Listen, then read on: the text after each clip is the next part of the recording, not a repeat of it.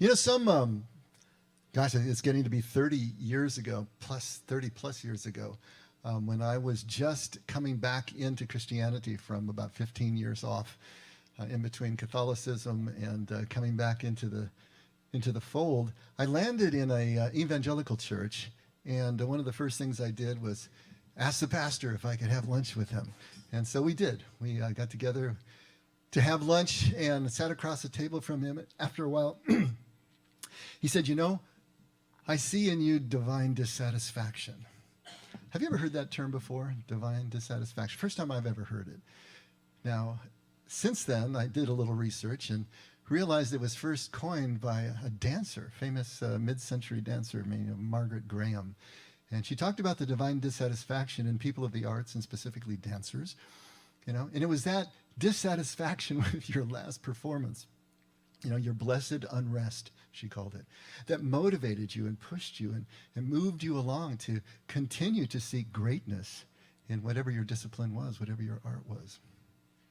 And so the pastor, saw divine dissatisfaction in me. I didn't know really what he meant about it. He was really more of a football guy, so I doubt that he was quoting a dancer.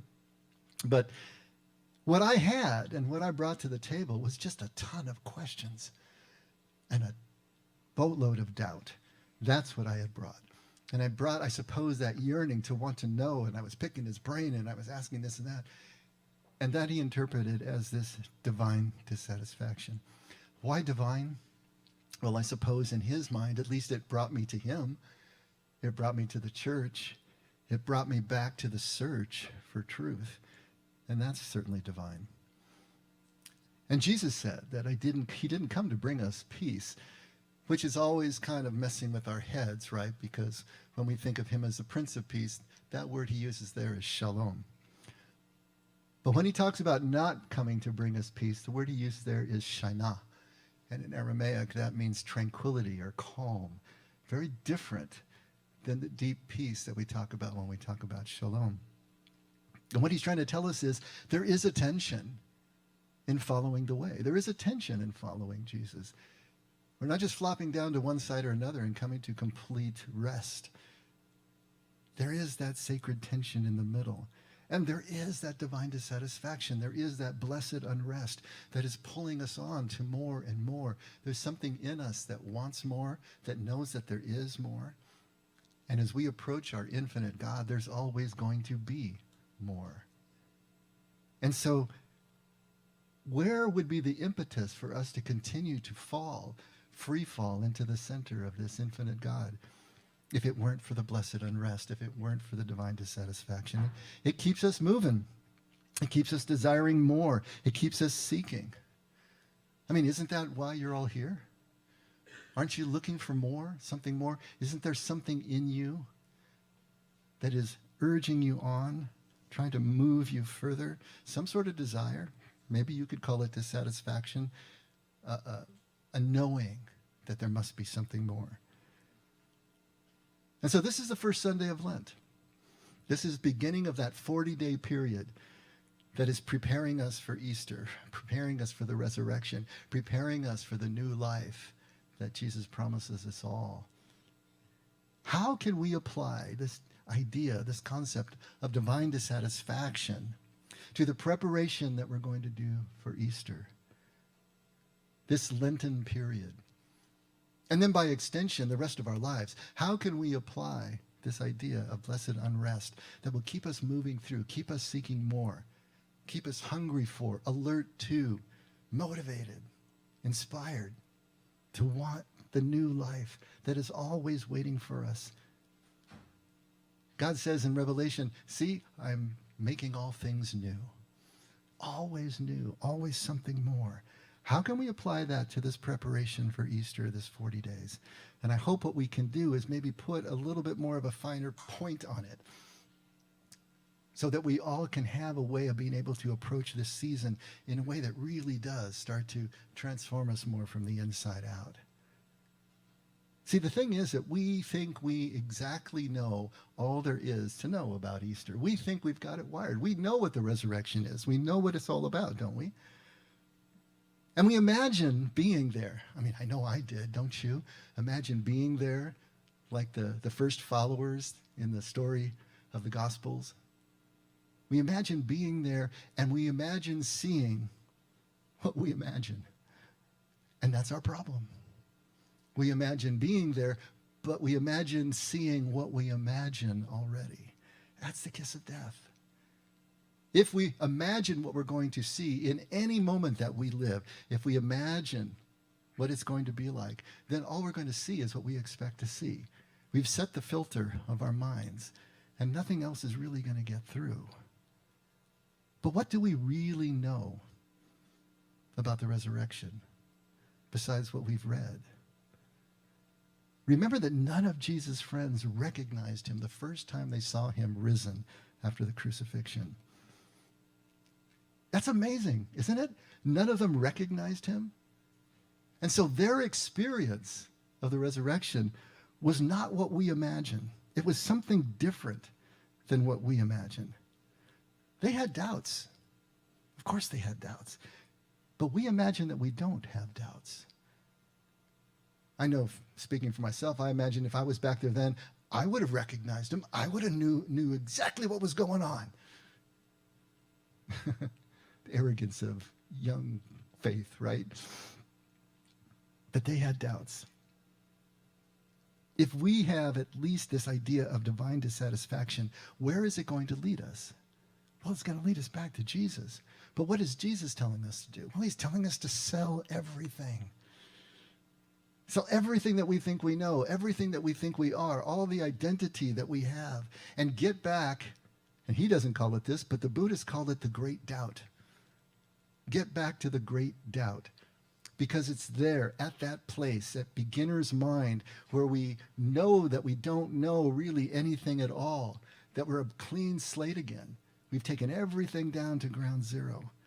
It's there that we can finally see what we've never seen before. It's there that we can actually see the impossible. And that is the exact same trajectory that all of Jesus' friends had to go through before they could recognize him. You see, Jesus teaches us by unlearning, much more than he teaches us by learning. He knows that he has to clear the mechanism of our minds. He has to do that first and get right back to the place of that uncertainty, get right back to the place of that unknowing, get right back to the place of doubt as the doorway to personal experience. Without that personal experience, we can't know anything in the biblical sense of what that word means. Intimate familiarity. And any sense of certainty that we have won't allow us to have that experience. We're only going to have the experience that we imagine, and not the experience that is really there and waiting for us. But wait, you're thinking, isn't doubt supposed to be a bad thing? Yeah, doubt isn't good, right?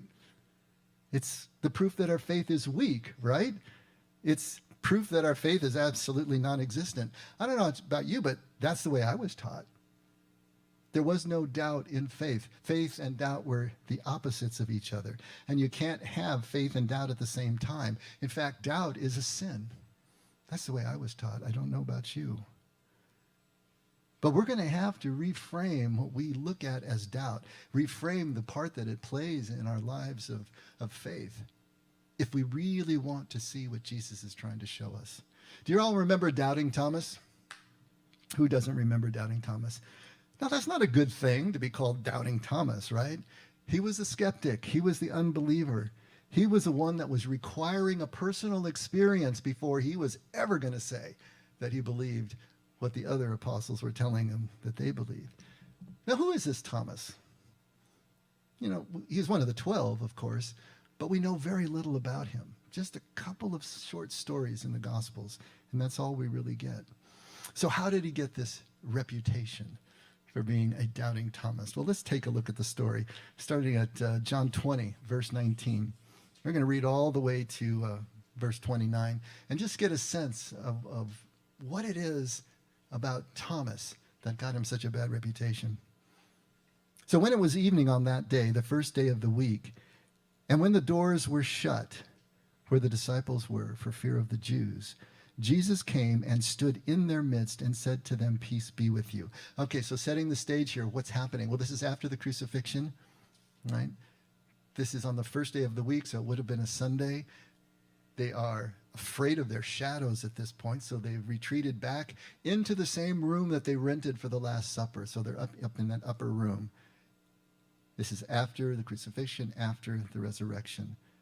And Jesus comes and stands in their midst and says to them, "Peace be with you." And when he had said this, he showed them both his hands and his side. The disciples then rejoiced when they saw the Lord. And so Jesus said to them again, "Peace be with you. As the Father has sent me, I also send you." And when he had said this, he breathed on them and said to them, "Receive the Holy Spirit. If you forgive the sins of any, their sins have been forgiven them. If you retain the sins of any, they have been retained." But Thomas, one of the 12, called Didymus, was not with them when Jesus came. So the other disciples were saying to him, "We have seen the Lord." But he said to them, "Unless I see his hands, the imprint of the nails, and put my finger into the place of the nails, and put my hand into his side, I will not believe." After 8 days, his disciples were inside again, and Thomas with them. Jesus came, the doors having been shut, and stood in their midst and said, "Peace be with you." Then he said to Thomas, "Reach here with your finger and see my hands. Reach here with your hand and put it into my side. And do not be unbelieving, but believing."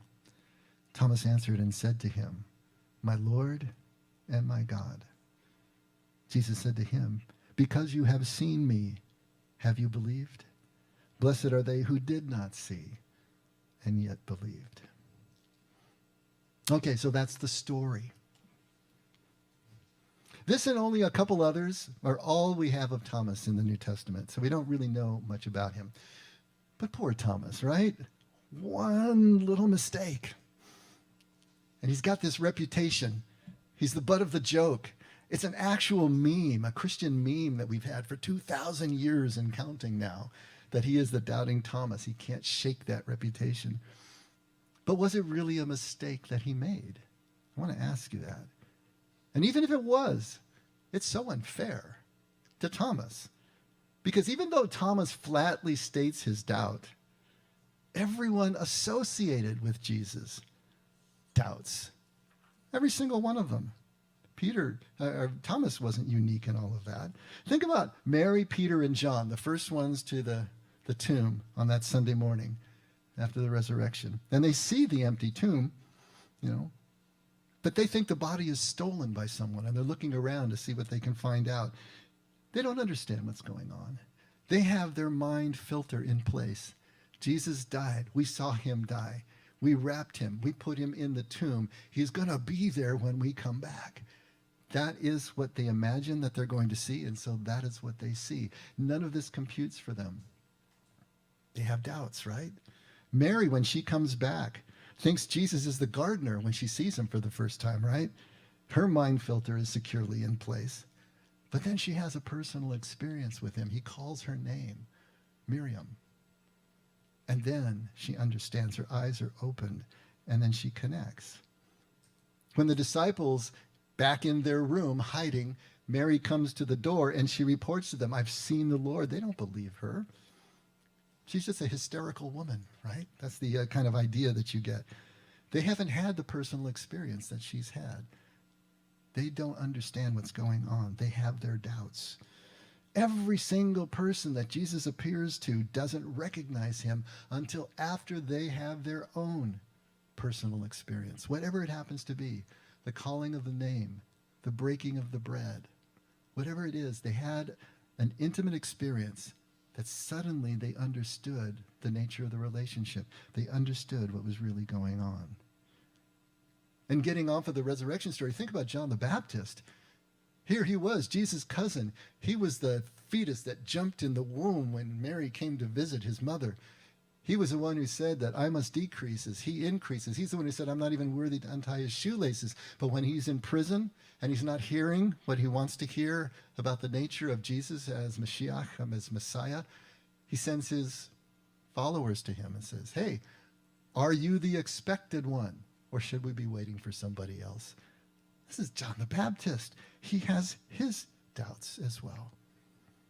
And so Thomas is really the only one who is honest about his doubt. And now he's been punished for 2,000 years for that. And really what's going on is Thomas is stating his divine dissatisfaction with the hearsay. He's not satisfied with hearsay. He's not satisfied with a second-hand report. He wants a personal experience himself. He knows he needs that somewhere down in his soul. So how does Thomas rate against the other 12? Well, let's reread a little bit here, and let's break it down. So when it was evening on that day, the first day of the week, when the doors were shut, when the disciples were, for fear of the Jews, important, for fear of the Jews, Jesus came and stood in their midst and said to them, "Peace be with you." And when he had said this, he showed them both his hands and his side, and the disciples then rejoiced. So what's going on when we read this story? Now there are 10 apostles in the room, paralyzed with fear. Why 10? Well, we've already lost Judas Iscariot, right? He's gone. And Thomas isn't with them. So the 12 is down to the 10. These are the ones that are in there and receive Jesus this first time. Why are they in the room to begin with? They're paralyzed with fear. Jesus was just executed. They're looking around for all his followers because they're going to do something evil to them as well. They're afraid of the Jews. They're afraid of the Romans. They're afraid of their shadows at this point. And so they run into the room and they shut the door and they draw the blinds and they're hiding in this upper room because this was the last safe place that they experienced connection with Jesus. And so they retreat back to that place. They're looking back. They're looking back at the good old days. They want it to be the way that it was. How many times do we all feel that way when something doesn't go the way we want it to go? They're not looking forward. They're looking back. And note, Thomas was not there. So where the heck was Thomas, right? Obviously, he was not paralyzed with fear. He was not hiding with the rest of them. He was out. He was risking being out. What was he doing? No idea. We're not told. Was he getting supplies? Possibly. Was he doing surveillance to see what was going on out there? Was he gathering information, intelligence to bring back to his group? We don't know. But what we do know is that he was out there. Well, everyone else was quivering in the corner in there. Thomas was courageous. He was the courageous one of the group. You got to see this.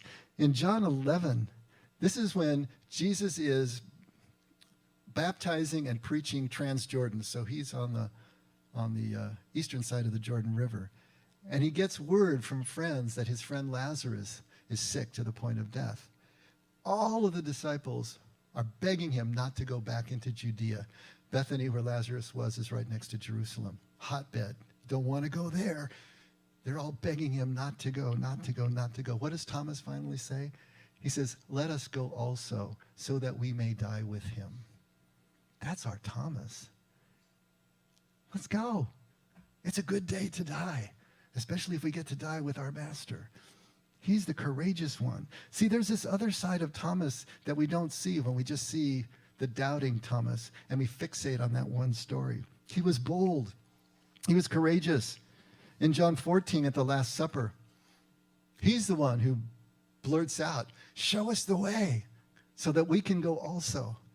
And of course, he doesn't get it. Jesus says, "I am the way and the truth and the life." But he wants the way because he's ready to go right now. Pack the go bag. Go bag already packed. Let's go. He's the one who is first out of the door, like a shot. Bold. And so Jesus appears, getting back to the story, like a ghost. All the doors are shut. How does Jesus get in? We're not told. But it's kind of ghost-like. He just appears.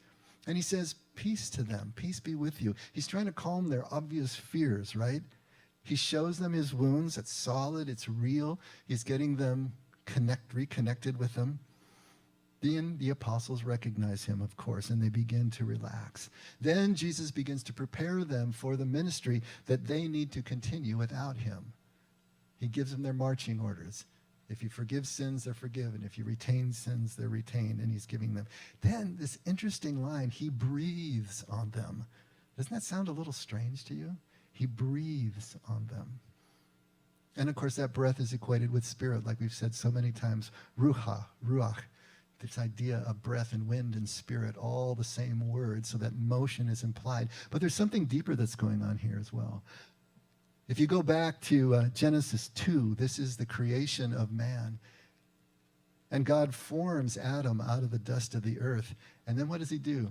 He breathes into his nostrils the breath of life and creates nefesh chaya, a living being, a living soul. But until he breathes life into Adam, he's inert. There is nothing there. Jesus is doing the same thing. He's breathing life into his followers. He's breathing that born-againness into them with breath and with spirit. Now, we got to make this point, though. This breath of spirit that Jesus is giving them right here doesn't become the roaring wind of Pentecost until 50 days later, that symbolic number of 50 days later. 40 days with Jesus with them. Jesus spends 40 days as risen with the apostles, and then he ascends. And then there's 10 more days. And so we all know what 40 means. 40 is that time of trial and testing into a rebirth, right? And the 10 means a fullness, either a divine or human fullness or perfection.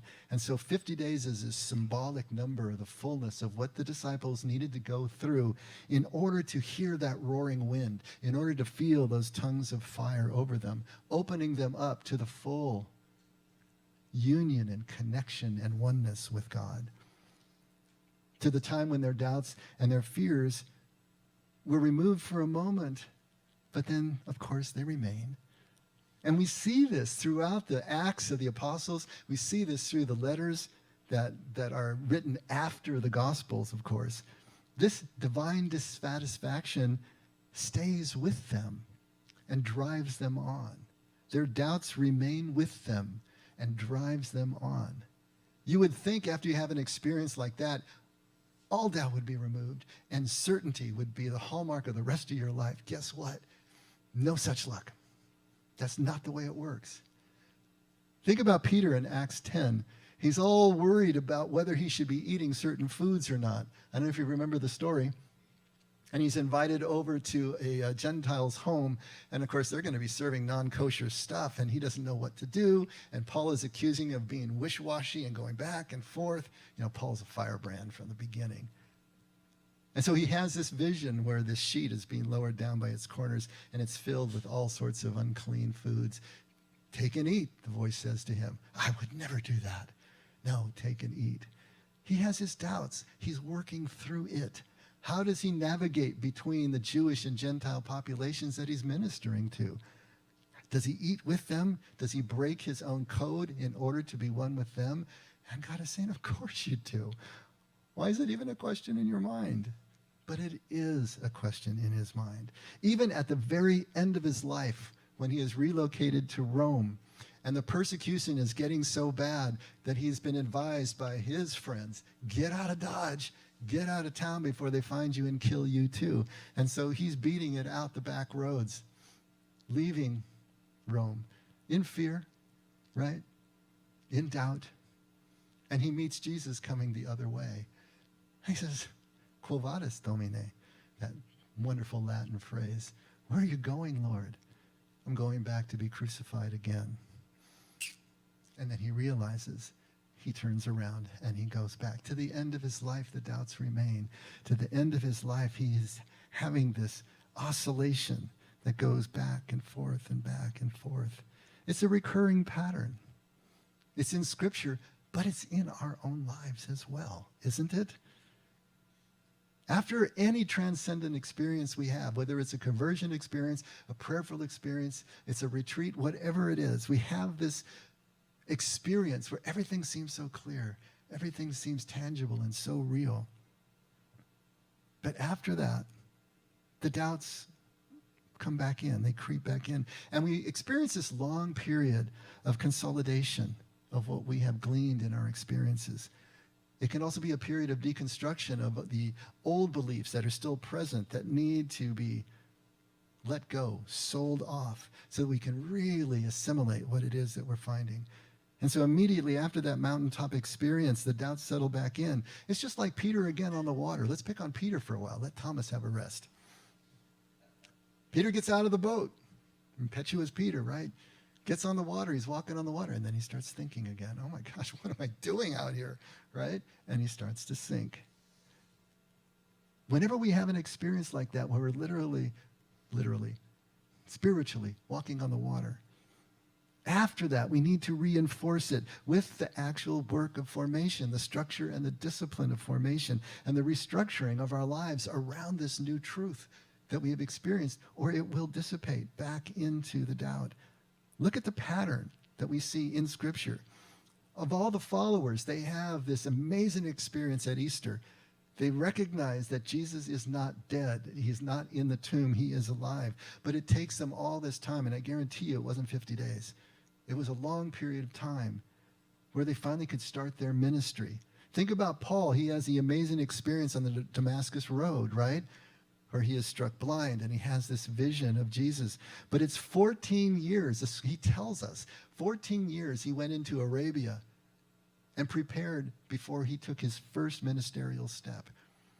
There was that time of consolidation. There was that time of deconstruction and restructuring that he needed to do to reinforce, to fully assimilate the truth that he had come across and experienced personally. Jesus himself, he's baptized by his cousin John. And we hear the voice, and the Spirit descends like a dove, and the voice says, "This is my Son in whom I'm well pleased." He has that experience. And then he is driven, impelled. The verb in Greek and Aramaic is almost violent, the way he was impelled to go into the wilderness.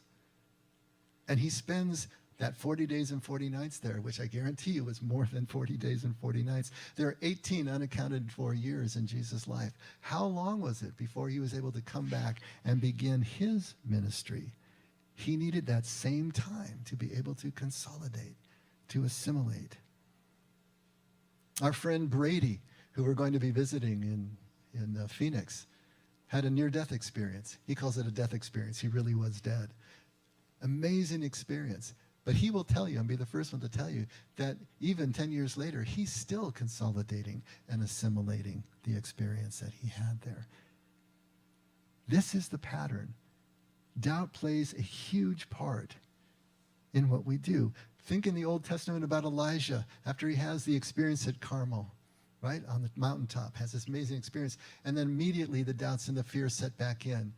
And he has to run into the desert, and he has another 40 experience in the desert, and then finally understands the voice of his Lord. Moses and Israel, same thing after the Exodus. They have to go into the wilderness, and it's this period of time, and a whole generation has to pass before they can enter into the promised land.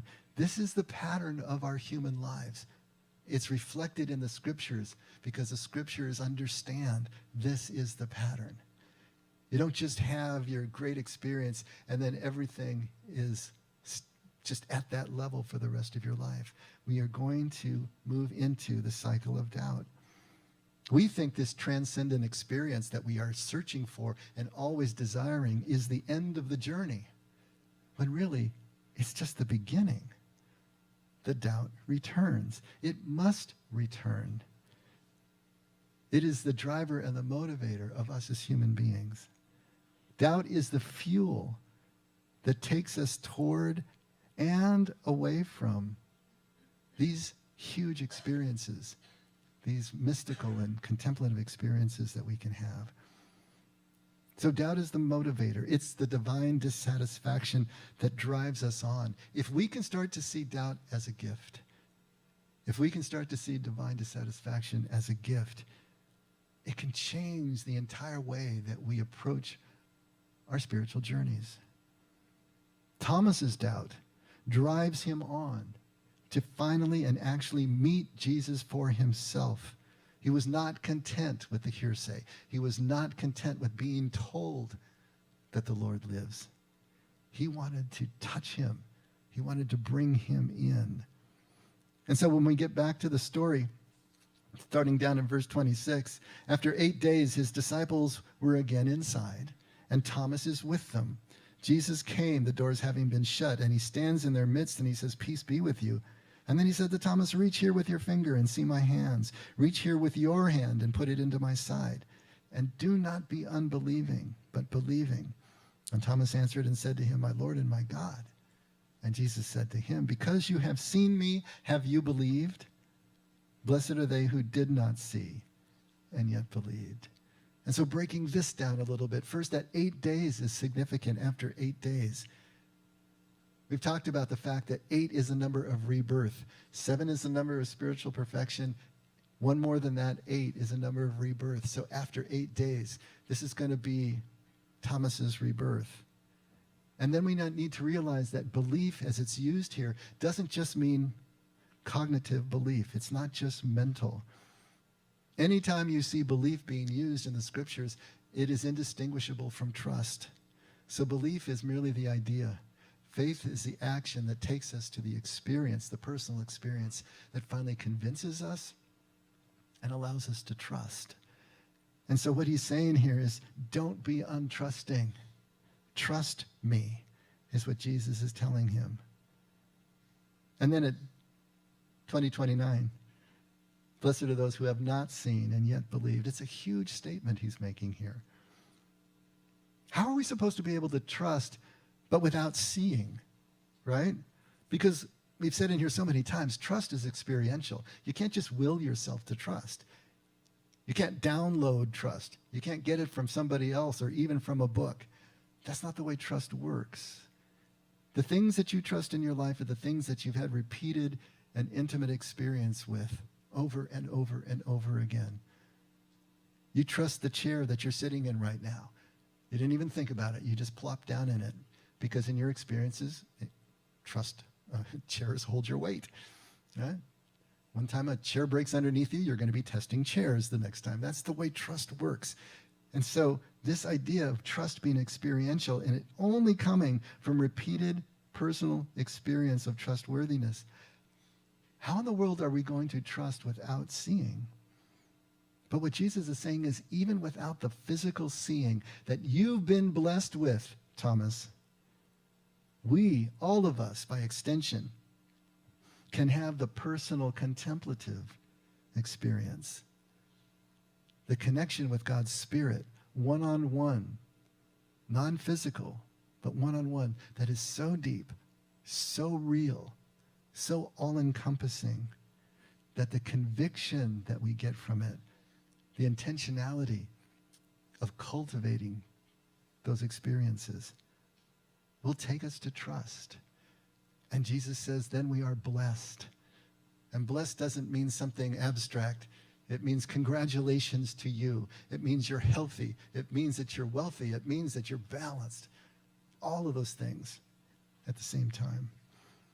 So you and I, 2,000 years later after this story, propelled by doubt, propelled by dissatisfaction with this secondhand report that we've been given, even though it's in our scriptures, we say it's the Word of God, but it's still something we're reading. It's a secondhand report. If our divine dissatisfaction will take us past the written text and into an actual experience, then it's doing its job. And that's what this is all about. The Bible was never meant to be an end in itself. It was supposed to be the springboard for us, the motivation, the inspiration to dive into our own experiences in life, in prayer, in relationship. Because Jesus is saying that is the only way to the Father. There is no other way. I am that way. See how I live. See what I've done. Do those things, and you will know the truth that will make you free. There's no other way. The divine dissatisfaction is taking us to deeper and deeper personal experience. One more detail I want to give you. Did you know that Thomas's name is not Thomas? I love going down these rabbit holes with you, but there's a point. This is not just for nothing. So Thomas Didymus is the way that he is described in the text that we have received. Thomas actually is a Hebrew word, ta'ama. You know what it means? It means twin. Didymus is a Greek word. You know what it means? It means twin.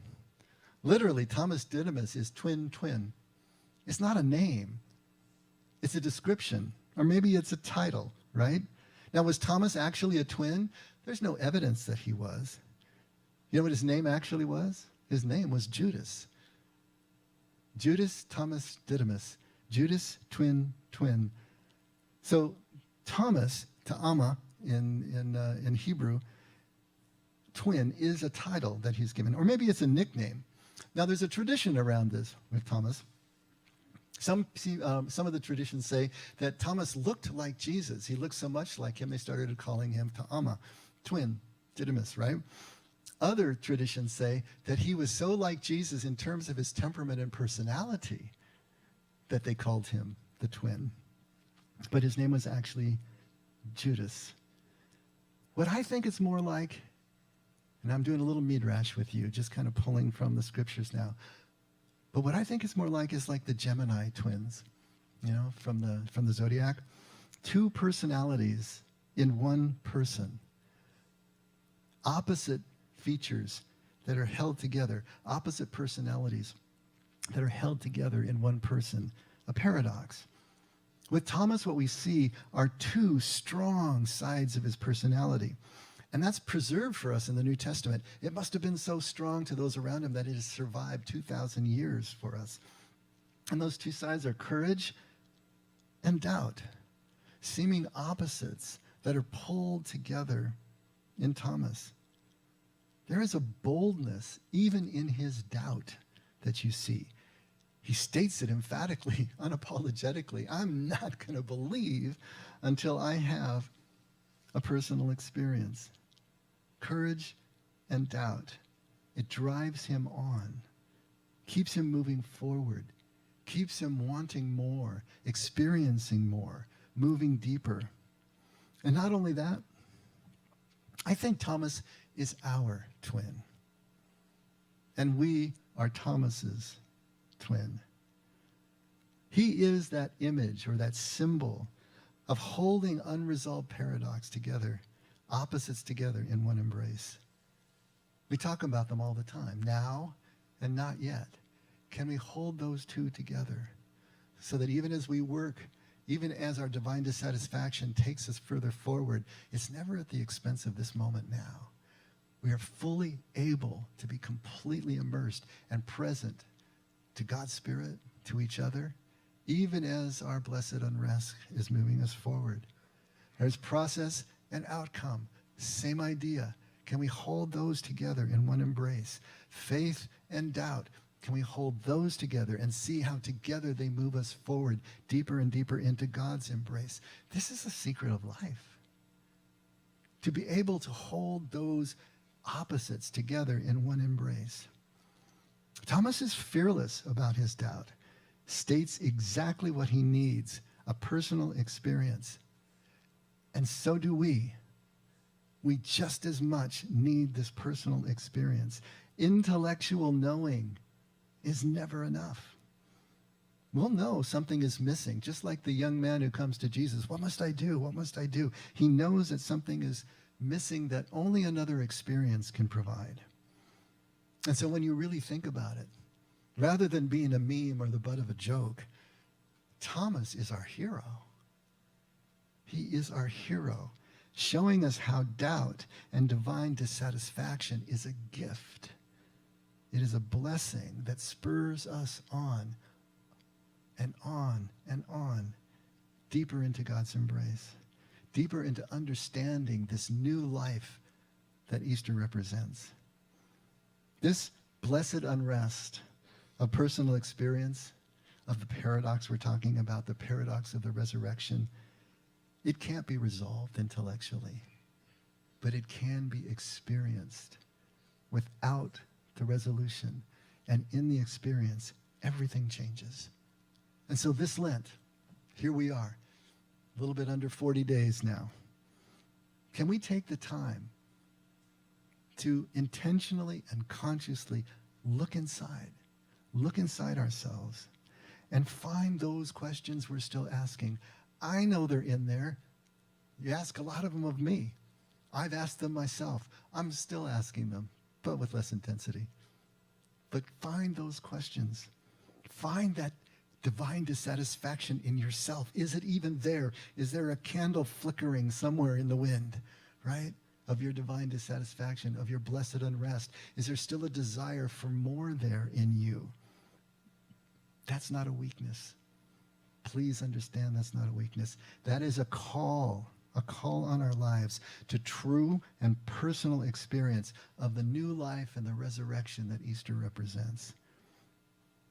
That's what Lent is all about. Can we take the time to find in ourselves everything that will drive us toward, emphatically toward, everything that Jesus' resurrection means to us right here, right now? Let's pray.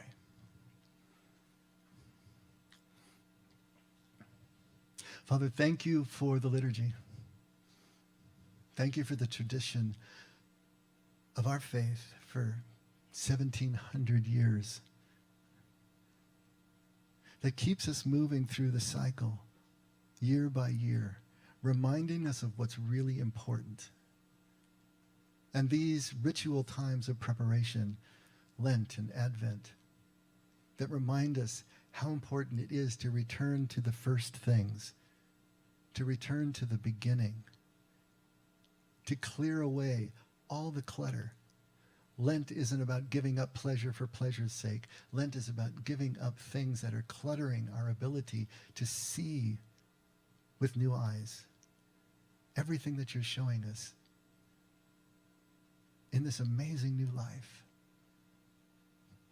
So help us this Lent to rededicate ourselves to reaching deeper and consciously and intentionally seeing how this time spent can take us to a different kind of experience on Easter Sunday and beyond. And in the training that we receive here this Lent, help us then to carry it on, cycle by cycle, for the rest of our lives and into eternity with you. Father, thank you for being inexhaustible. Thank you for being the God that keeps making all things new. And thank you for constantly drawing us to yourself. Never let us forget we can only love because you have already loved us first. In Jesus' name, amen. Let's all stand.